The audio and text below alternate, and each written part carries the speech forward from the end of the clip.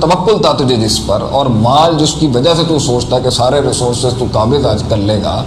یہ تجھے فائدہ نہیں دیں گے الا من اتى اللہ بقلب سلیم، سوائے اس کے جو ایک ایسا دل لایا ہو جو سلیم ہو۔ تو اللہ نے قیامت کے دن جنت میں جانے کی جو ٹکٹ ہے نا، جنت میں داخل ہونے کا جو قرینہ ہے، اور جو جنت میں داخل ہونے کا جو کرائیٹیریا ہے، اور اللہ کی قربت کو پانے کا جو طریقہ کار ہے نا، اس کا محل اللہ نے دل بنایا ہے۔ دل اگر سلیم ہے، دل ٹھیک ہے، دل تو نے صحیح سنبھالا ہوا ہے، الا وہی القلب، اگر دل تو نے صحیح پروسیس کر دیا، اور دل اگر تیرا صحیح ہے تو دل سے مراد یہ اندر کی دنیا ہے نا،